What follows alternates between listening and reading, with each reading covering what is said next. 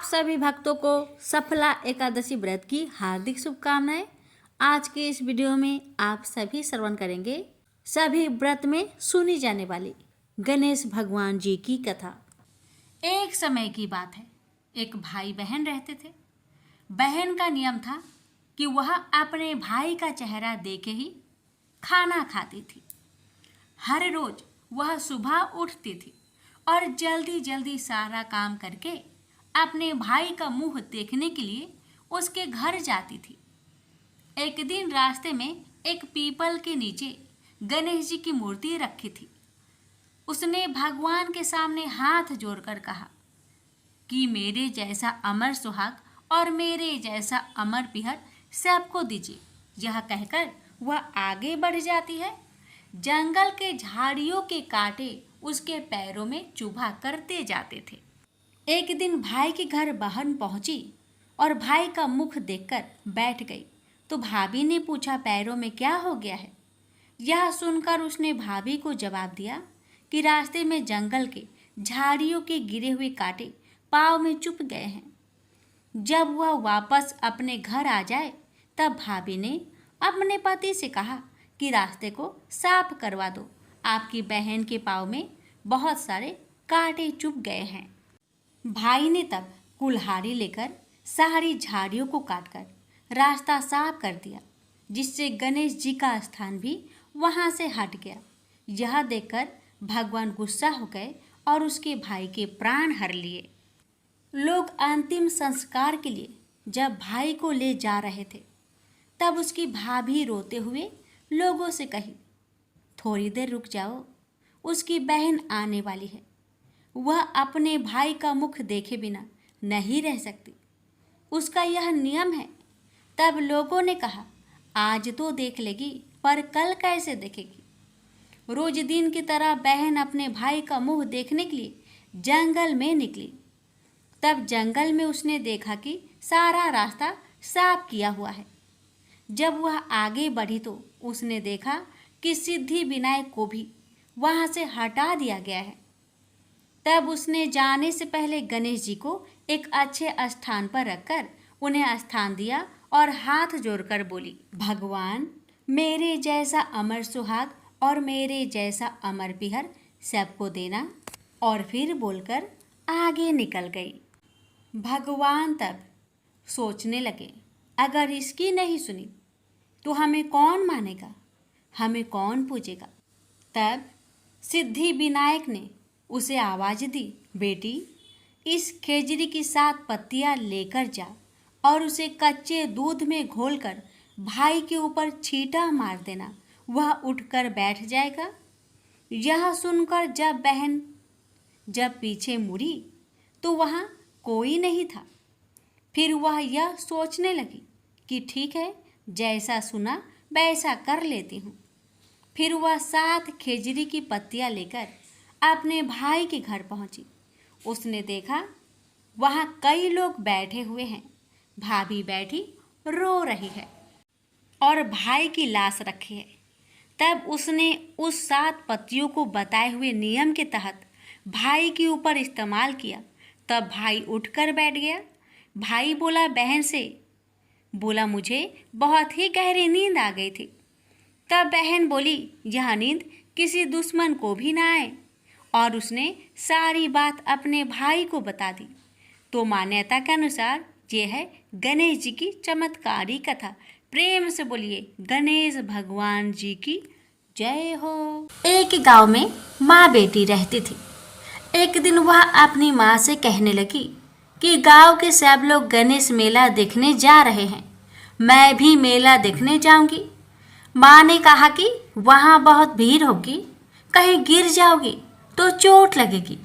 लड़की ने माँ की बात न सुनी और मेला देखने चल पड़ी। माँ ने जाने से पहले बेटी को 2 लड्डू दिए और 1 घंटी में पानी दिया। माँ ने कहा कि 1 लड्डू तो गणेश जी को खिला देना और थोड़ा पानी पिला देना, दूसरा लड्डू तुम खा लेना और बचा पानी भी पी लेना। लड़की मेले में चली गई। मेला खत्म होने पर सभी गांव वाले वापस आ गए, लेकिन लड़की नहीं आई। लड़की मेले में गणेश जी के पास बैठ गई और कहने लगी कि एक लड्डू और पानी गणेश जी तुम्हारे लिए और एक लड्डू और बाकी बचा पानी मेरे लिए। इस तरह कहते कहते सारी रात बीत गई। गणेश जी ये देखकर सोचने लगे कि अगर मैंने एक लड्डू और पानी नहीं पिया तो यह अपने घर नहीं जाएगी। यह सोचकर गणेश जी एक लड़के के भेष में आए और उससे एक लड्डू लेकर खा लिया और साथ ही थोड़ा पानी भी पी लिया। फिर वह कहने लगे कि मांगो, तुम क्या मांगती हो। लड़की मन में सोचने लगी कि क्या मांगू, अन्न मांगू या धन मांगू या अपने लिए अच्छा वर मांगू या खेत मांगू या महल मांगू। वह मन में सोच रही थी तो गणेश जी उसकी मन की बात को जान गए। वह लड़की से बोले कि तुम अपने घर जाओ और तुमने जो भी अपने मन में सोचा है वह सब तुम्हें मिलेगा। लड़की घर पहुंची तो माँ ने पूछा कि इतनी देर कैसे हो गई। बेटी ने कहा कि आपने जैसा कहा था मैंने वैसा ही किया है। और देखते ही देखते जो भी लड़की ने सोचा था वह सब कुछ हो गया। प्रेम से बोलिए गणेश भगवान की जय। सेठ सेठानी और गणेश जी की कहानी। एक ही गांव था जिसमें एक सेठ जी अपने परिवार के साथ रहते थे। सेठ जी का गांव के पास के ही शहर में बड़ा व्यापार था। सेठ जी गणेश जी की पूजा श्रद्धा एवं विश्वास से करते थे, जिससे सेठ जी के घर में अन्न धन के भंडार सदैव ही भरे रहते थे। उनके जीवन में किसी भी प्रकार की कोई कमी नहीं थी। नित्य प्रतिदिन नियम अनुसार रोज वो नदी पर नहाने जाते और आकर गणेश जी का पूजन करते, उन्हें भोग लगाते और फिर स्वयं भोजन करते थे। यह बात सेठानी जी को अच्छी नहीं लगती थी। वो धार्मिक नहीं थी और ईश्वर में इतना विश्वास नहीं रखती थी। एक बार सेठानी जी ने सोचा कि यह इतना गणेश जी को मानते हैं, गणेश जी की पूजा करते हैं, इससे होता क्या है। आज तो देखती हूँ वो कैसे गणेश जी की पूजा करते हैं। अगले दिन जब सेठ जी नदी पर नहाने जाते हैं तो सेठानी जी गणेश जी की मूर्ति को उठाकर मूर्ति को कपड़े से ढककर बगीचे में जमीन में दबा देती है। जब सेठ जी नदी पर से नहाकर घर आते हैं और देखते हैं कि गणेश जी की मूर्ति तो मंदिर में नहीं है, तो वो सेठानी से पूछते हैं गणेश जी की मूर्ति मंदिर में नहीं है, कहाँ गई। तो सेठानी जी बोलती है मुझे नहीं मालूम, मूर्ति को घर में बहुत ढूंढाते हैं। उस दिन क्योंकि वो गणेश जी को भोग नहीं लगा पाए, इसके लिए सेठ जी ने अन्न जल का भी त्याग कर दिया और गणेश जी से प्रार्थना करने लगे, हे प्रभु, लगता है आप मुझसे रुष्ट हो गए हो और कहीं चले गए हो। आप अपनी कृपा दृष्टि मुझ पर बरसाइए। ये प्रभु मुझे दर्शन दीजिए। सेठ जी ने मन ही मन सोचा कि आपसे जब तक आप मुझे मिल नहीं जाते, मुझे दर्शन नहीं दे देते, तब तक मैं अन्न जल का त्याग करता हूँ। उस दिन पूरा निकल गया। रात्रि में सेठ जी की भक्ति से प्रसन्न होकर गणेश जी भगवान ने सपने में गणेश जी भगवान एक छोटे से चूहे के साथ खेल रहे होते हैं और चूहे को खाने को लड्डू देते हैं। चूहा लड्डू लेकर बगीचे में जाता है और जमीन को खोदता है और लड्डू वहीं डाल देता है। अचानक सेठ जी की नींद खुल जाती है। सेठ जी बगीचे में जाते हैं और वहीं खोदते हैं जहां उन्होंने सपने में देखा था, और वहीं से उनको थोड़ी सी जमीन खोदने पर कपड़े में लिपटे हुए गणेश जी की मूर्ति मिलती है।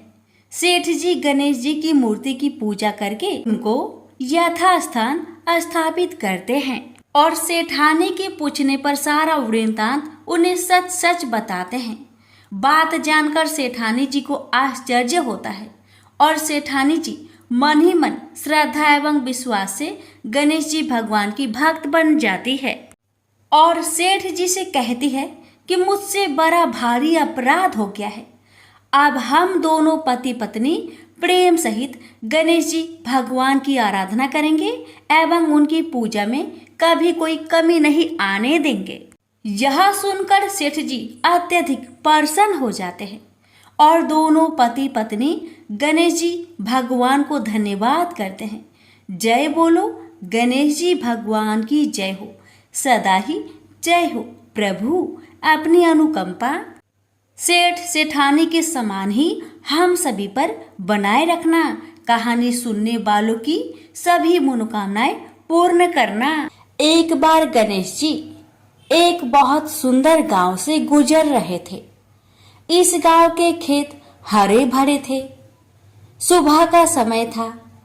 ठंडी पवन का आनंद लेते हुए गणेश जी मूषक पर सवार होकर चले जा रहे थे। इतने में वह एक खेत से गुजरे तो आनंदवश फसलों में हाथ फिरा दिया। गणेश जी के ऐसा करने से उस फसल के कुछ दाने हाथ में आ गए। अब गणेश जी को पछतावा हुआ कि उन्होंने तो चोरी कर ली। भले ही उन्होंने जानबूझकर नहीं चुराया, लेकिन अब फसल के दाने तो उनके हाथ में आ गए। गणेश जी ने गिने तो वह 12 थे। अब गणेश जी ने उस खेत के मालिक को खोजा और उन सेठ जी के यहाँ 12 साल की नौकरी पर लग गए। एक दिन सेठानी राख से हाथ धोने लगी तो गणेश जी ने सेठानी का हाथ पकड़कर मिट्टी से हाथ धुलवा दिया। सेठानी ने सेठ जी से शिकायत की और कहा कि देखो, नौकर ने मेरा हाथ पकड़ लिया। सेठ जी ने गणेश को बुलाकर पूछा कि तुमने सेठानी का हाथ क्यों पकड़ा? गणेश जी ने बोला कि मैंने तो बस ये कह रहा था कि राख से हाथ धोने से घर की लक्ष्मी नाराज होकर घर से चली जाती है और मिट्टी से हाथ धोने से आती है। सेठ जी ने सोचा कि गणेश ठीक कह रहा है। थोड़े दिनों बाद कुंभ का मेला आया। सेठ जी ने कहा, गणेश, सेठानी को कुंभ के मेले में स्नान करा के ले आओ। सेठानी किनारे पर बैठकर नहा रही थी तो गणेश जी उनका हाथ पकड़कर आगे डुबकी लगवा लाए। घर आकर सेठानी ने सेठ से कहा कि गणेश ने तो मेरी इज्जत ही नहीं रखी और इतने सारे आदमियों के बीच में मुझे घसीटकर आगे पानी में ले गए। तब सेठ जी ने गणेश जी से पूछा कि ऐसा क्यों किया? तो गणेश जी ने कहा कि सेठानी किनारे बैठकर गंदे पानी से नहा रही थी तो मैं आगे अच्छे पानी में डुबकी लगवा कर ले आया। इससे अगले जन्म में बहुत बड़े राजा और राजपाट मिलेगा। सेठ जी ने सोचा कि गणेश ठीक कह रहा है। एक दिन घर में पूजा पाठ हो रही थी, हवन हो रहा था। सेठ जी ने गणेश को कहा कि जाओ सेठानी को बुलाकर ले आओ। गणेश सेठानी को बुलाने गए तो सेठानी काली चुनरी ओढ़कर चलने लगी तो गणेश जी ने काली चुनरी फाड़ दी और कहा कि लाल चुनरी ओढ़ के चलो। सेठानी नाराज होकर सो गई। सेठ जी ने आकर पूछा क्या बात है तो सेठानी बोली कि गणेश ने मेरी चुनरी फाड़ दी। सेठ जी ने गणेश को बुलाकर बहुत डांटा तो गणेश जी ने कहा, पूजा पाठ में काला वस्त्र नहीं पहनते हैं, इसलिए मैंने लाल वस्त्र के लिए कहा। काला वस्त्र पहनने से कोई भी शुभ काम सफल नहीं होता है। फिर सेठ जी ने सोचा कि गणेश है तो समझदार। एक दिन सेठ जी पूजा करने लगे तो पंडित जी ने बोला कि वो गणेश जी की मूर्ति लाना भूल गए, अब क्या करें? तो गणेश जी ने बोला कि मेरी कोई मूर्ति बनाकर विराजमान कर लो, आपके सारे काम सफल हो जाएंगे। यह बात सुनकर सेठ जी को भी बहुत गुस्सा आया और वे बोले कि तुम तो अब तक सेठानी से ही मजाक करते थे, मेरे से भी करने लगे। तो गणेश जी ने कहा, मैं मजाक नहीं कर रहा हूँ, मैं सच बात कह रहा हूँ। इतने में ही गणेश जी ने गणेश जी का रूप धारण कर लिया और सेठ और सेठानी ने ही गणेश जी की पूजा की। पूजा खत्म होते ही गणेश जी अंतर ध्यान हो गए। सेठ सेठानी को बहुत धोखा हुआ और उन्होंने कहा कि हमारे पास तो गणेश जी रहते थे और हमने उनसे इतना काम करवाया। तो गणेश जी ने सपने में आकर सेठ जी को कहा कि आपके खेत में से मैंने 12 अनाज के दाने तोड़ लिए थे, उसी का दोष उतारने के लिए मैंने आपके यहाँ काम किया था। सेठ जी की करोड़ों की माया हो गई। हे गणेश जी महाराज, जैसा सेठानी को दिया वैसा सबको देना, कहते को सुनते को और सारे परिवार को दे देना। जय श्री गणेश जी। एक बार पथवारी माता पाल और विनायक जी में झगड़ा हो गया। सब आपस में स्वयं को बड़ा बताने लगे। इतने में एक ब्राह्मण का लड़का आया। पाल, पथवारी, गजानन जी ने उसे रोका और कहा, लड़के रुक जा और हमारा न्याय कर। लड़का बोला, मैं कल वापस आऊंगा तब न्याय करूंगा। घर आकर लड़के ने माँ से कहा, माँ मुझे कल पाल, पथवारी माता, विनायक जी का न्याय चुकाना है। तो माँ ने कहा, बेटा सबको बड़ा बता देना। दूसरे दिन लड़का वहाँ गया और बोला, पाल माता आप बड़ी हो, क्योंकि हर व्यक्ति आता है और स्नान ध्यान करके शुद्ध होकर जाता है और आप सबकी रक्षा करती हैं। हे पथवारी माता आप सबसे बड़ी हो, क्योंकि कितने भी तीर्थ धर्म ध्यान कर ले पर आपकी पूजा किए बिना उनका कार्य पूर्ण नहीं होता। आप जीवित को भी तारती हैं और मरने के बाद भी उद्धार करती है। पथवारी माता पथ की धारिणी, इसलिए आप बड़ी हो। अब विनायक जी से लड़का बोला, सबसे पहले शुभ काम में आपको ही मनाया जाता है। आपको ध्याये बिना कोई काम सिद्ध नहीं होता, इसलिए आप बड़े हो। पाल माता, पथवारी माता, विनायक जी भगवान लड़के की चतुराई से प्रसन्न हो गए और बोले, लड़के तुमने तो हम सबको बड़ा कर दिया।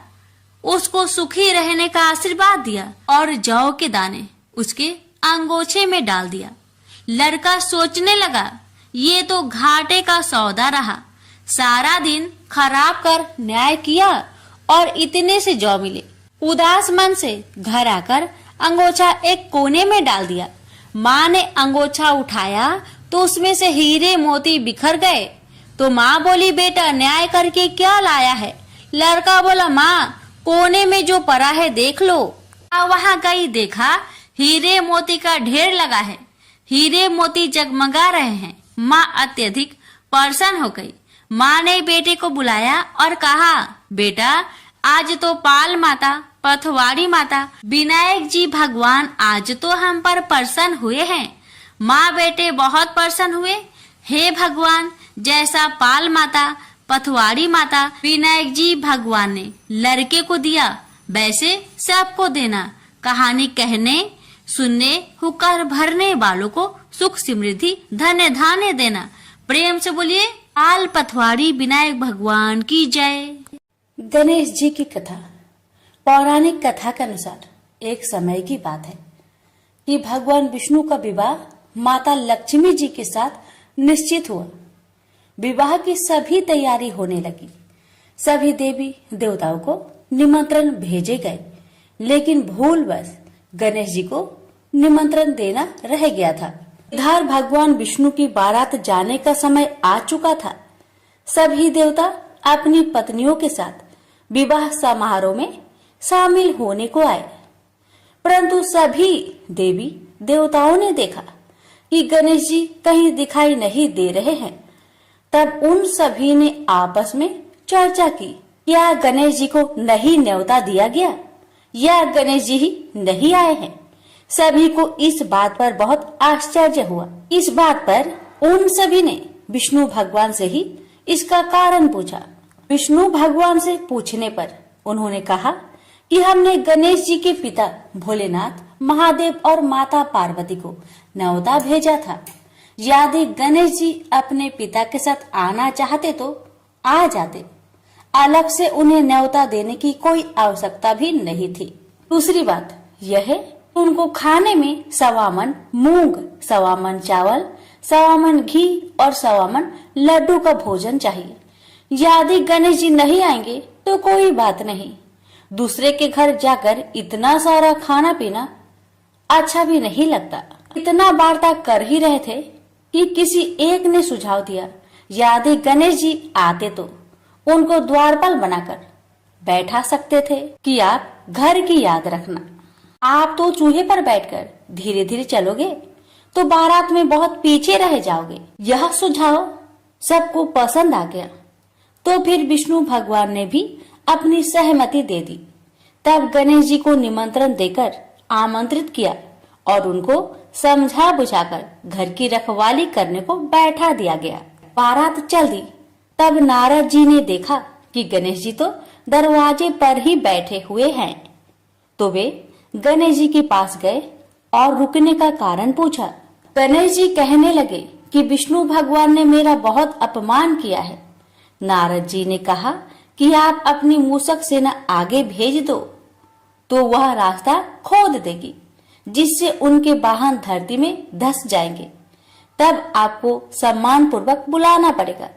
अब तो गणेश जी ने अपनी मूषक सेना को आदेश दिया, जाओ, और सेना ने जमीन पोली कर दी।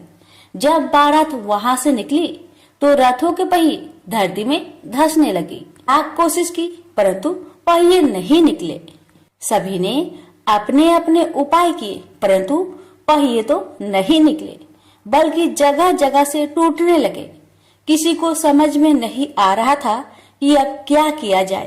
तब तो नारद जी ने आकर कहा, आप लोगों ने गणेश जी का अपमान किया, जिस कारण यह विघ्न आ रहे हैं। यदि उन्हें मनाकर लाया जाए तो आपका कार्य सिद्ध हो सकता है और यह संकट टल सकता है।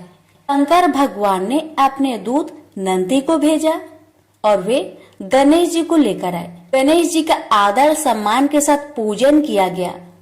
फिर रथ के पहिए निकलने लगे और यह संकट टल गया। अब रथ के पहिए निकल तो गए परंतु वे टूट फूट गए थे, तो उन्हें सुधारे कौन। पास के खेत में एक खाती काम कर रहा था, उसे बुलाया गया।